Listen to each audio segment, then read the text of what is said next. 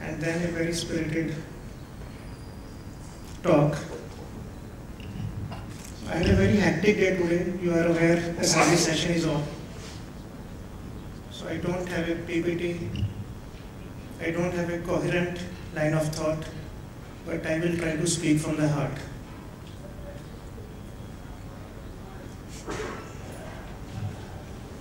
A year back, I wrote a paper called Ego 0.0.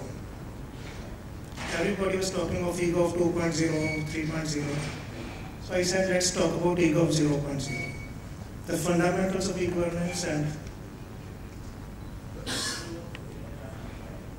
basically it starts with saying that if any department wants to computerize, as an administrator, पहले अपने दिल पे हाथ रखो, पूछो कि एज ए सिटीजन ये डिपार्टमेंट होना भी चाहिए कि नहीं. 90% of the time, the answer will be no. So rather than computerizing, please try to close the department.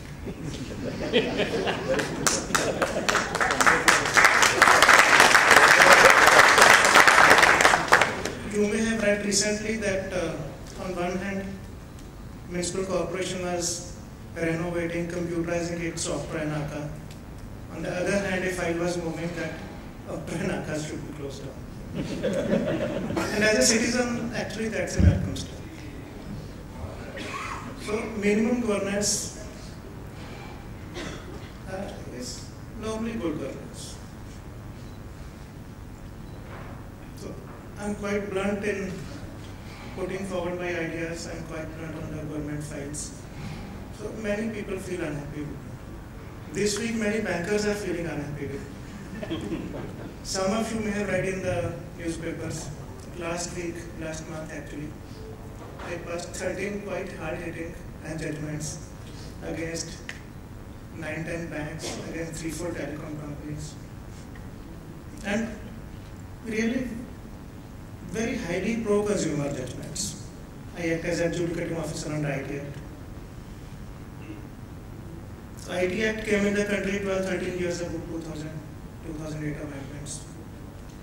And you have seen only basically news which are sort of misuse of IT Act, Section 66 and all that stuff.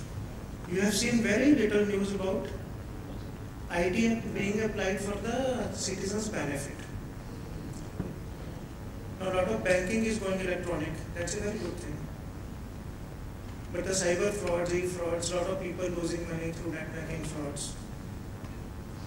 So they are really at a sufferer's end. So these judgments are really highly probable. So I will touch just 2-3 points in my talk.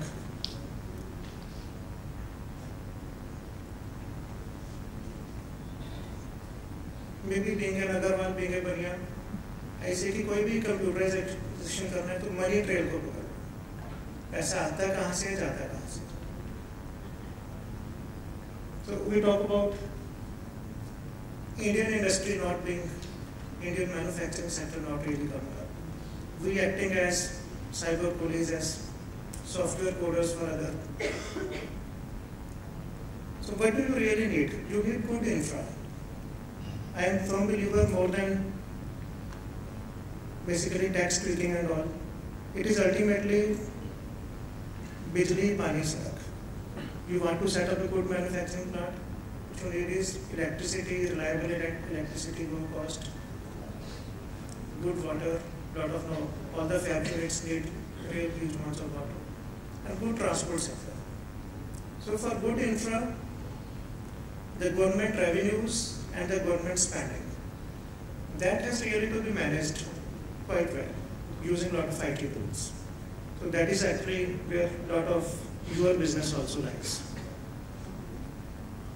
In Maharashtra, on the revenue side, we earn about 125,000 crores per annum in Maharashtra from taxation. We get about 20-30,000 crores from government of India, so the budget is about 1.5 lakh crores per annum. So out of which sale tax is about 65,000 crore rupees. That, as most of you would be knowing, it's purely electronic filing. you pay money through only net banking channels, the sales tax. The refund part is still quite pathetic. Refunds can still take 3 to 4 years. But the money coming to government, the fining part, that's quite welcome. Similarly, excise, transport, so a lot of money is coming through net banking channels. So about 80 to 90% money actually coming to government through taxation is coming through net banking channels. So that's taken well care of. Now on the spending sector,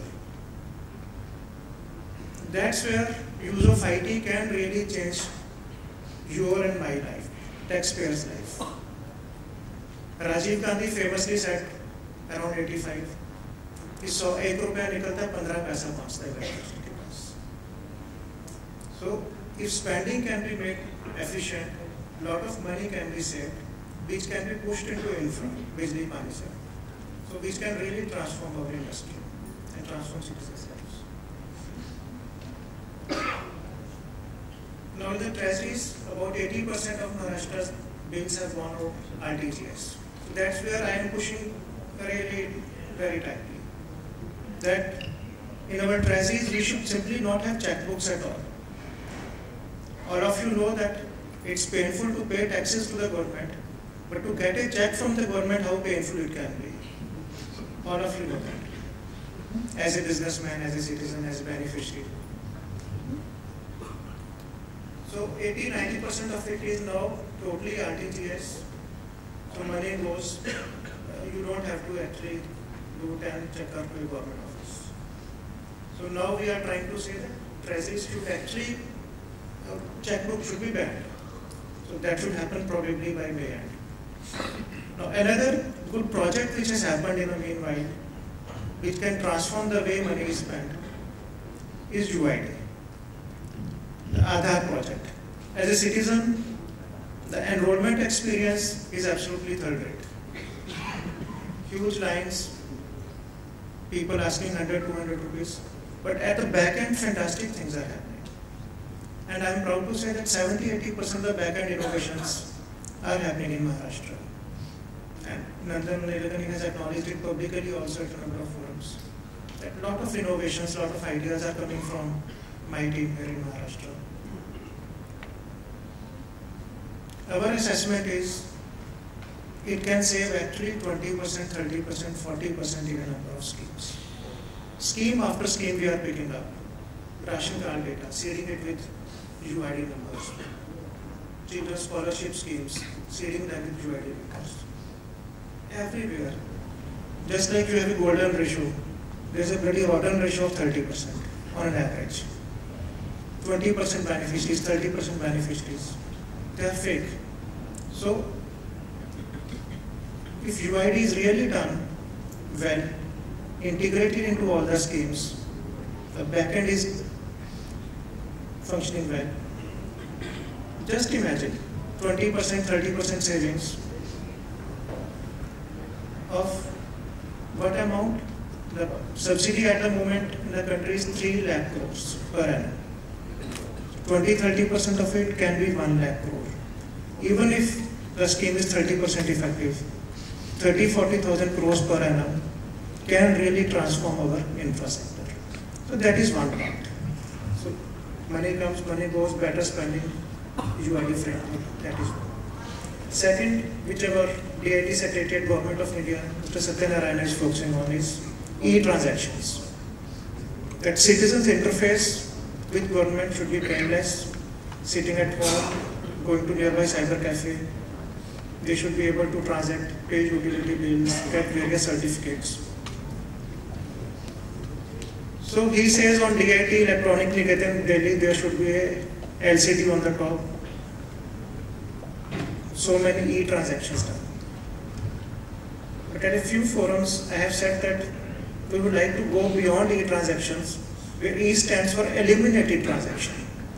That's actually better than an electronic transaction. And it's really possible. Just as I said, it's possible to close down a few government departments. It's actually possible to reduce the number of certificates the government issues. For example, in Maharashtra there was a rule that after 10th standard, when kids go to junior college, every year lakhs of kids go to junior college, 11th standard. They have to produce a domicile certificate. So in the month of May and June, you will find thousands of kids at each tehsil office, collector office, so lots of crowds going around. So people came with innovative ideas. People said we will hold special camps, collector, tehsildar will be there. So special camps were held. Then it went into e-transaction mode, so that you can go to cyber cafe, give 20 rupees, get a seat, and then after 2 days get the certificate. Last year, something good happened. E stood for eliminated transaction. Somebody said, if the kids have passed 10th standard from Maharashtra, then in 11th, why do you ask for domicile? Only if he's coming from outside, he has done 10th outside somewhere, ask for his domicile. So the whole business vanished. So the kids were happy. Education department after a while, okay, they also said, okay, burden come ho gaya, theek hai. So a lot of places we are trying to do that. Lot of e-transactions, but lot of eliminated transactions also. The last point, since BSc CIO is here, I'm telling my land department, since last month I am after that now Satbara, how to get a copy of Satbara, many of you know that. It's quite a pain in the, you know that.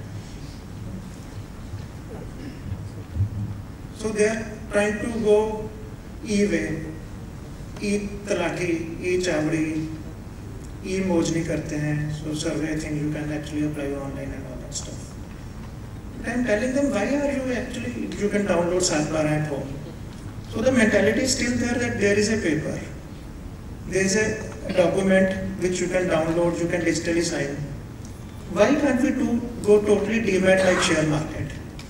A BSc volume is actually maybe 1,000 times the volume of total land parcels in the country. And land parcels survey was actually done by Todermal and all 400 years ago. In Maharashtra, the Englishman actually did resurvey 100 years ago, 1917, etc. So last 100 years we have not really modified our survey boundaries at all. So the BSc volume is at least 1,000 times more than the entire number of land parcels in the country. If BSc, with the help of private players, with a little bit of regulatory push, they could demat the entire country's share certificates, which are sort of a mirror of the land record. Just like in a share, there is an owner, you can basically sell out shares, you can hypothecate them. So same things are with Satbara, land parcels. So why can't the same system be adopted? Why can't the entire land system be made actually paperless and dematted? So that is one aspect I am focusing on.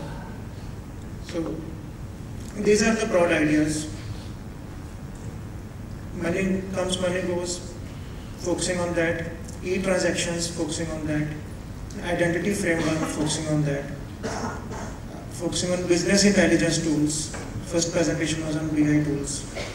In sale tax, rather than having 100 people raid 100 factories, it's much easy to just use a bit of intelligence, business intelligence, share a bit of data. Now more and more departments are actually sharing data, which is good for the government,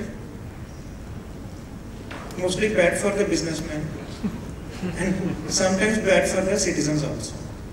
For example, I will just give one example that sales tax and Octroi, they share data, and people thought that sales tax would improve. Basically, sales tax guys were working on it. It went other way around. It was found that Octroi was being evaded. So Octroi fancy GM actually, due to that event, which happened in office, went by 1 crore per day. That was the kind of thing which was a result of business intelligence tools. The last point from my side. So, as Secretary IT, I am supervising about 200-300 projects. I advise all various departments.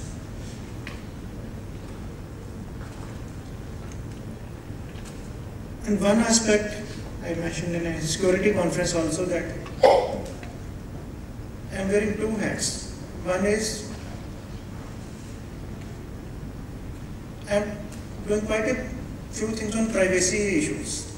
There is only one judgment in the country on basically upholding privacy in the country that I passed about last year. It's called Madhvika Joshi case.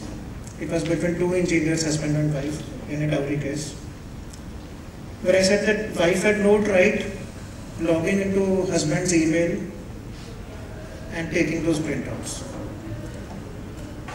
In that judgment, I said that wife or husband has no right to pick up your mobile phone, look at your last dialed call, or read your SMSs. It's an extremist judgment. It's an extremist judgment. It was upheld by Delhi High Court, so now it's case law.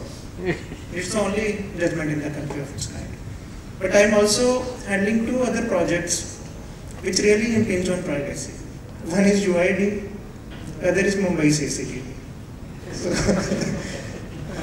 So as a bureaucrat, we have to balance many aspects.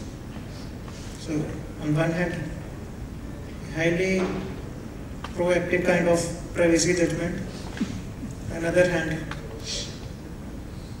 these two projects.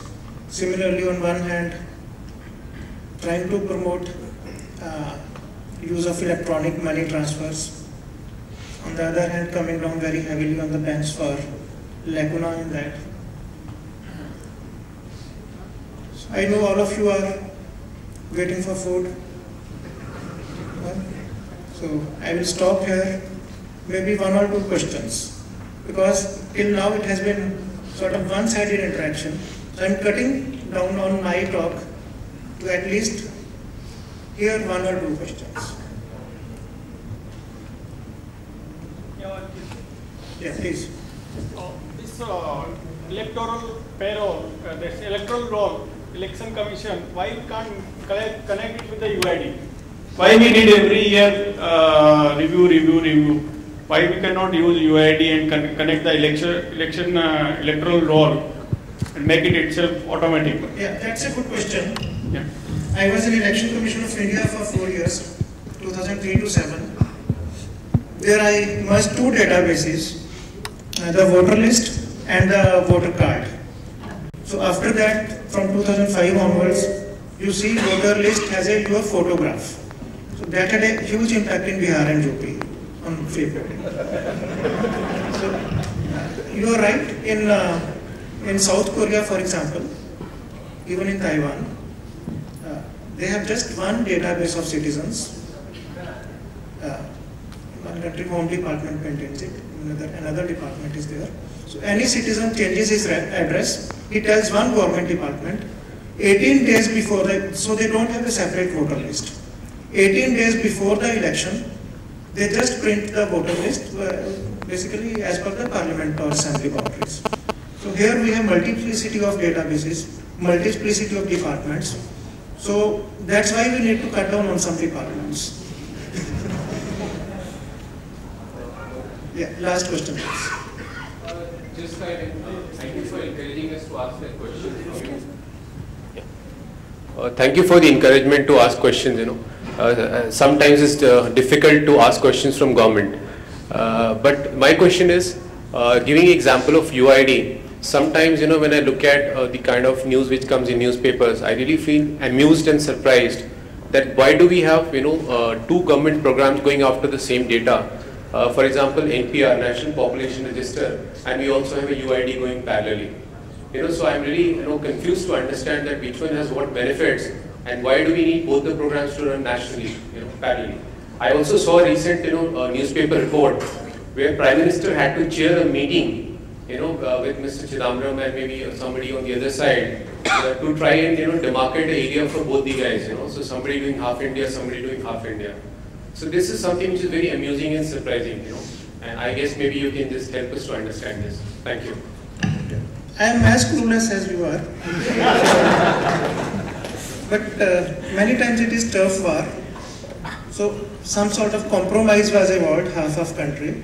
And luckily, one good thing is happening that even NPL data that is being sent to UID, those packets are going into UID and UID number is being generated. So the two databases are getting linked up.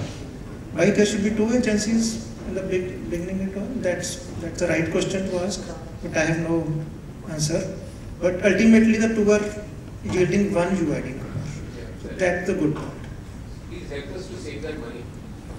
So when we will see security surveillance in Bombay implemented with so many bomb blasts and so many things? Sir will be here only, so we can take the question offline because next thing is going to happen.